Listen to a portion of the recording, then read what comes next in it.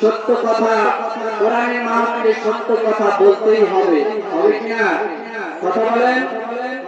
কোরআনে মাহফিলে সত্য কথা বলতেই হবে।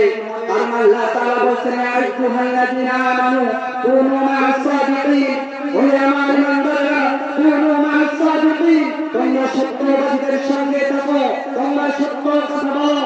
এজন্য আমাদের সকলকে সত্যের পথে থাকতে হবে, সত্য কথা বলতে হবে।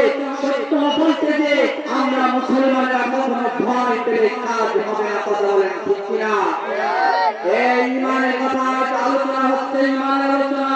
এই ইমান কিন্তু কাটা বিছানো পথ, ভুল পথ কিন্তু ইমান নয়। কথা বলেন।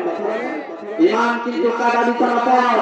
এই ইমান আনার জন্য ইব্রাহিম আলাইহিস সালামকে আগুনের কুণ্ডে ফেলা হয়েছিল, হয়েছিল কিনা? কথা বলেন। ইমান আনার জন্য ইব্রাহিম আলাইহিস সালামকে আগুনের কুণ্ডে ফেলা হয়েছিল। এই ইমান আনার কারণে বিশ্ব নবীর সত্য মুবারক শাহাদাত বরণ করতে হয়েছিল।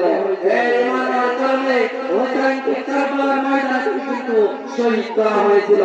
আবার এই ইমানের কারণে আমরা দেখতে পেয়েছি যে তাফসীর কি জিলানী কুরআনের লেখক সাইদ কুতুব, শহীদ সাইদ কুতুব, তিনাকে কিন্তু হত্যা করা হয়েছিল। কথা বলেন ঠিক কিনা?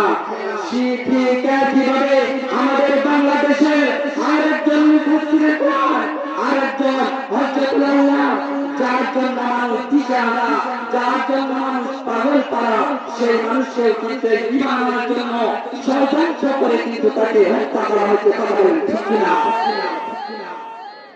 আজ কিন্তু আল্লাহ সাইদি তাকে কিন্তু ষড়যন্ত্র ছাড়া তিনি কিন্তু কখনোই, আমরা তাকে সুস্থভাবে দেখেছি, কিন্তু পরে তাকে দেখা গেল ইনজেকশন দেওয়ার পর কিন্তু তিনি মৃত্যুর কোলে ঢুকে পড়েছে, মৃত্যুর কোলে তিনি কিন্তু ঢলে পড়েছে। এর থেকে প্রমাণ হয়ে যায়, বাংলাদেশের মানুষ বুঝতে পারে, এর থেকে বুঝতে পারে আল্লাহ সাইদিকে পরিকল্পনা সহিত হত্যা করা হয়েছে। কথা বলেন ঠিক কিনা?